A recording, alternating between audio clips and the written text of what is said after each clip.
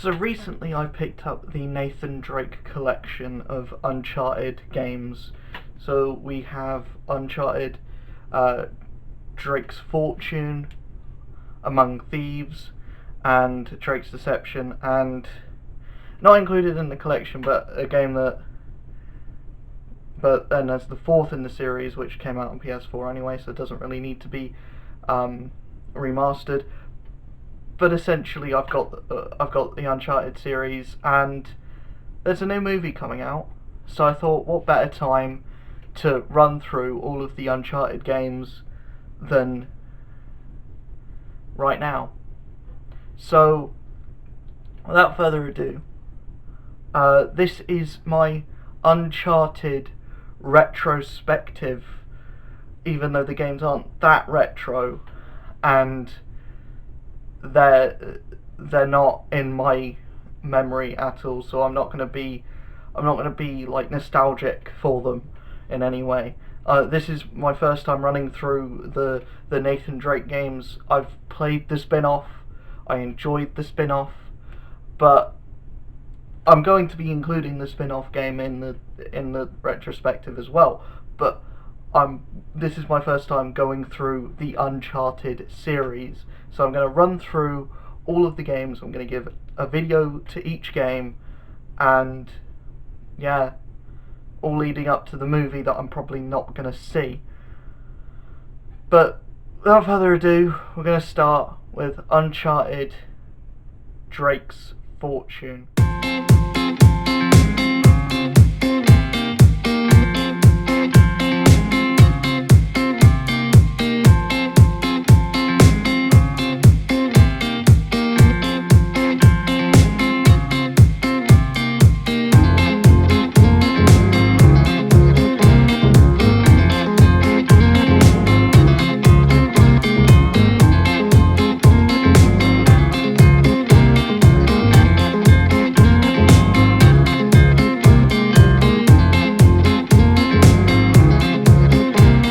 So I'm going to start off by talking about the story of Uncharted Drake's Fortune.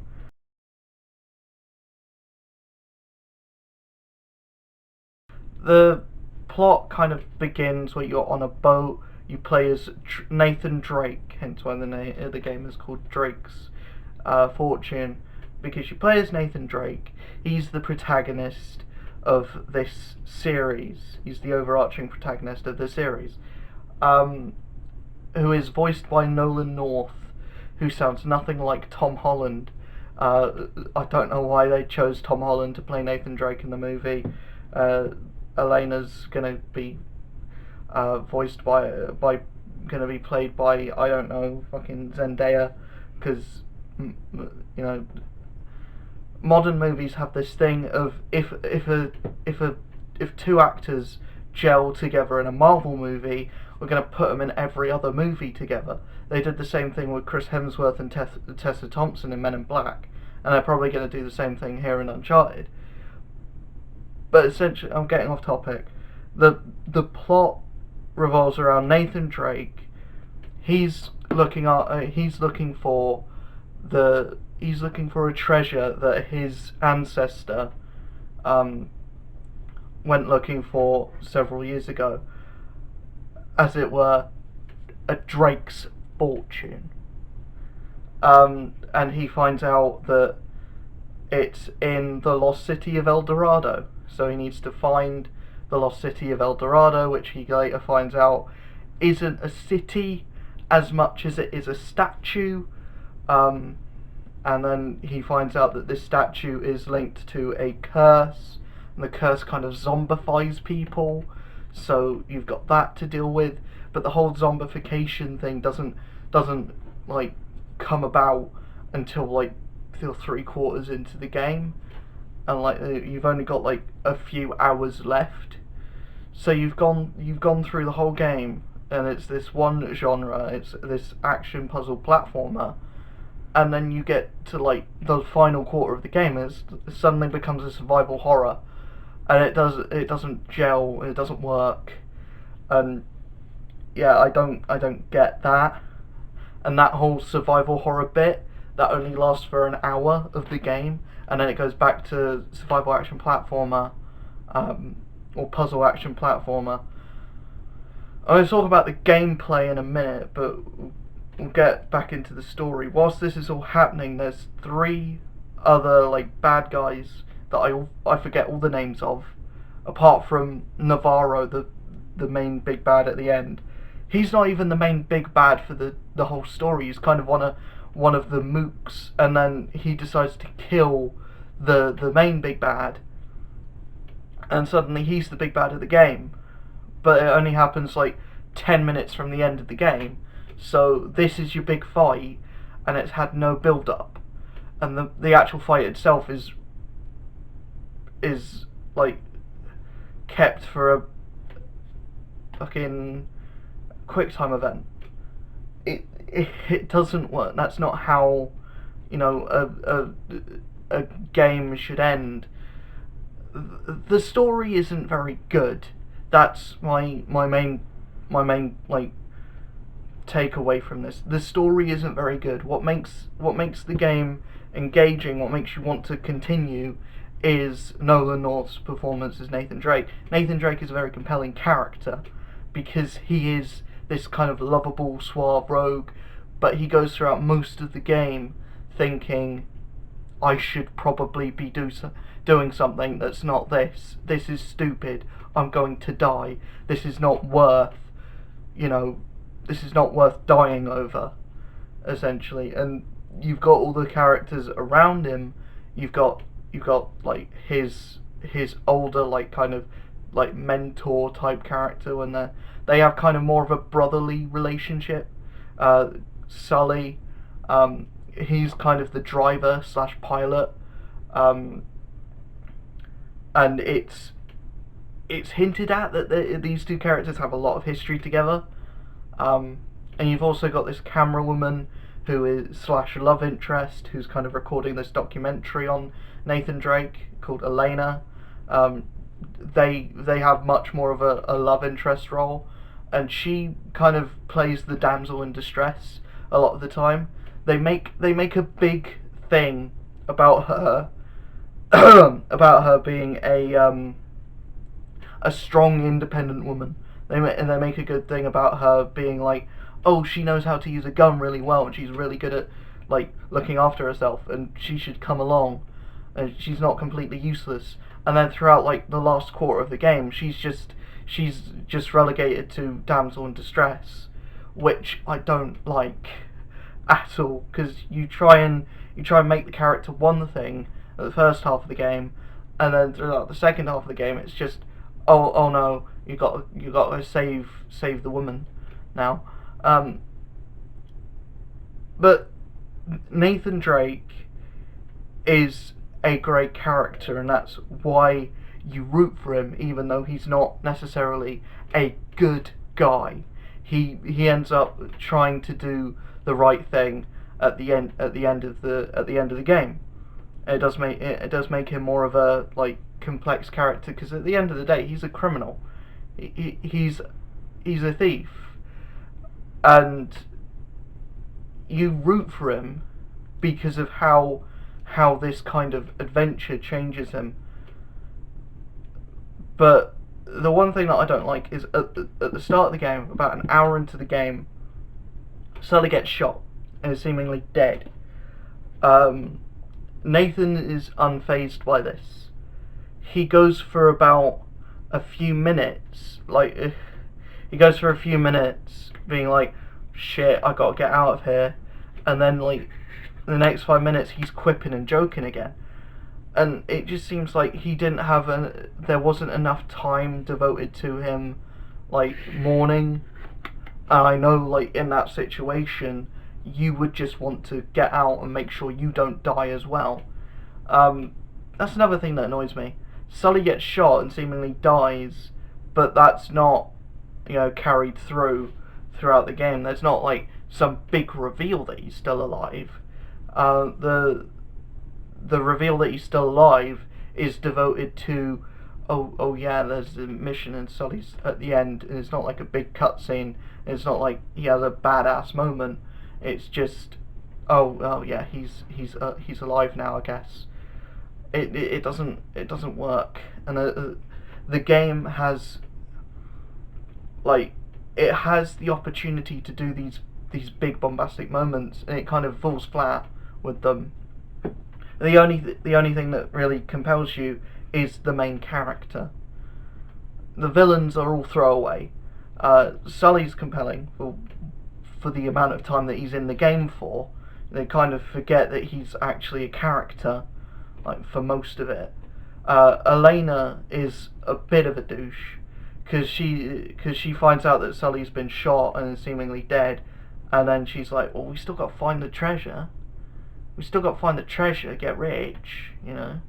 And it's like, really, you know, someone's dead, and you still want to stay on the island, and when you find out it's cursed, you still want to stay on the island.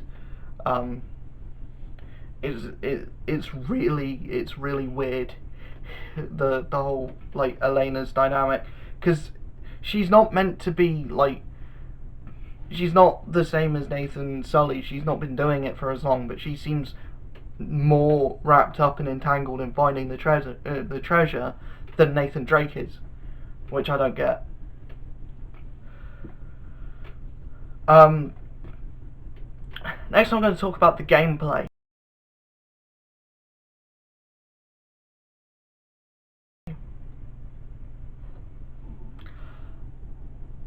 The game plays very badly. It controls like shit.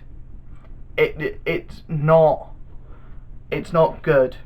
Essentially, there's a lot of stuff that's very bad that seemingly gets tweaked out in the next few games, because it wouldn't be a 4-part series. It wouldn't have 5 games in the genre or in the series if the rest of the games were as bad as this one.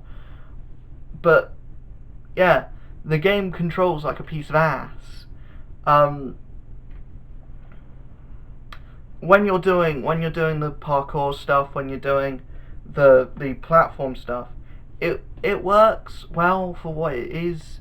There was some times where Nathan would just jump off a ledge and just not jump off in the dramatic way as if he was jumping to another ledge. He would just jump off the ledge, like just hop off it into the water and die. But when he was supposed to jump onto the other ledge, but that's more of a glitch than something that's actually wrong with the gameplay. The main problems with the gameplay is when you're doing stuff with the guns, the gunplay. You can only hold 2 guns, which is annoying. B, there's no, like, all of the good guns are the guns that don't have a lot of bullets. So you'll be, and there's always a lot of enemies like in an area, and you'll just automatically pick up a gun that's got 3 bullets in it, and like you've got to kill like 9 people with 3 bullets, the 3-bullet shotgun, and it's like, what? And then right at the end of the game, when you're forced to use a certain gun, and you've got to kill all these like zombie people with there's like hundreds of these zombie people just keep on popping up, and you've got a shotgun that's got like 9 rounds in it, and you have to wait for it to pump up as well, and in that point you're already dead. Like it doesn't it's annoying. It is very annoying, but you know, you get through it. You're just like, oh, we'll just use the 2 guns that've got the most amount of ammunition. Like the game wants you to end it like using a specific weapon, because it gives you that specific weapon at the end of the game, and every enemy is using that specific weapon at the end of the game. But it's just annoying that you don't have choice. You don't have the choice, and you can't buy guns either. There's not a place where you can buy guns. You just pick up guns from enemies that die. You don't have like vaults that are in the area that have guns in them, and you don't like find ammunition just randomly. You have to like kill enemies to get ammunition, and you have the option to do melee, but every enemy is a ranged enemy.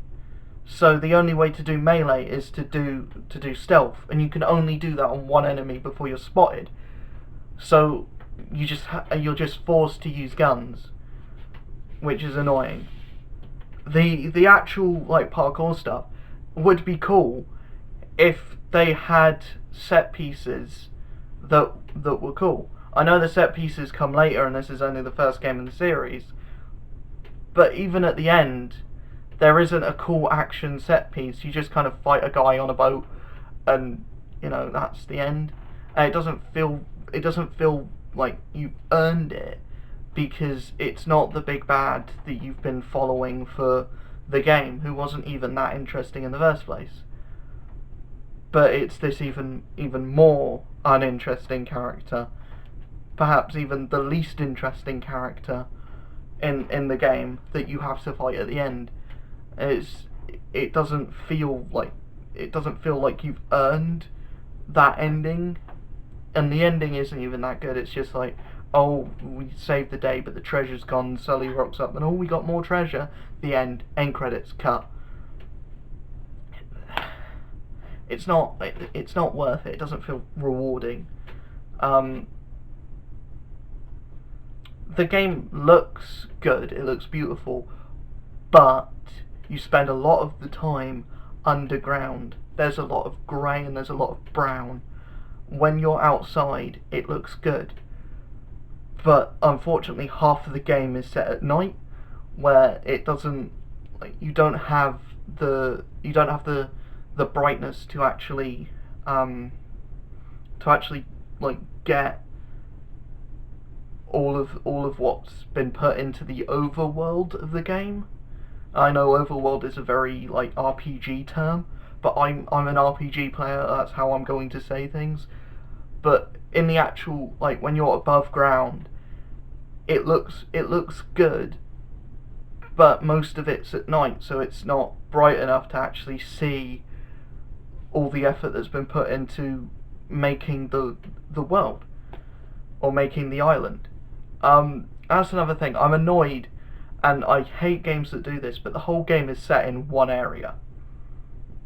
The whole game is set in this one area, and you just backtrack through this area throughout the whole, like, 10-hour experience, and it's so dull and mundane, because most of it is underground. Most of it is in caves and caverns and, like, underground stuff, and it just looks boring to the eye. And the kind of game that it is, it would work better. It would work much better if you had somewhere to explore, like, or a city to explore. But you don't get that. It's all very open plains, and it's all like either underground, where the game doesn't look that good, or where it's overground and you're just shooting people all the time. It doesn't like make the most out of the setting that it is. Like, I prefer the first half of the game before it just becomes like shoot people, shoot more people. I prefer the first half where it is more platformer than the second half where it is more shooter / survival horror / whatever. Like, it's not as interesting. And even like the little bit of the second game that I've played, that I've put some time into, I've played like 2 hours of it, and we already explore more areas, and we have more diverse locations in the 2 hours of the second game that I've played than in the 10 plus hours of that game, of the first game that I played. It very disappointing because you have this premise and it's so interesting and you do nothing with it. At the end of the day, Uncharted 1 is a very messy first installment which presents a really interesting main character, but the rest of the game just falls kind of flat because all of the time and effort goes into developing the main character. And I think most of that is because of Nolan North's performance. Like, Nolan North does excellent in everything that he is in. Like, I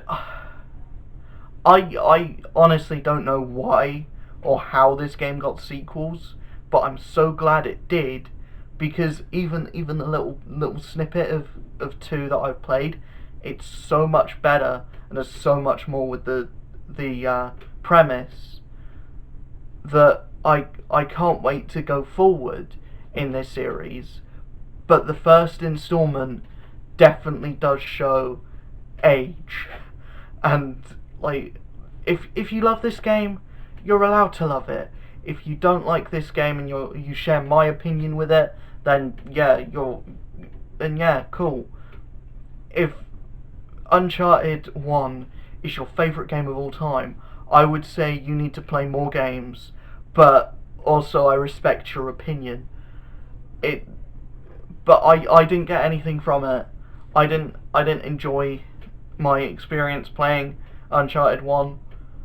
I'm looking forward to playing Uncharted 2 and to getting through Uncharted 2, because a lot of people have said that it's either their favourite game of all time or it's the best game in the Uncharted franchise.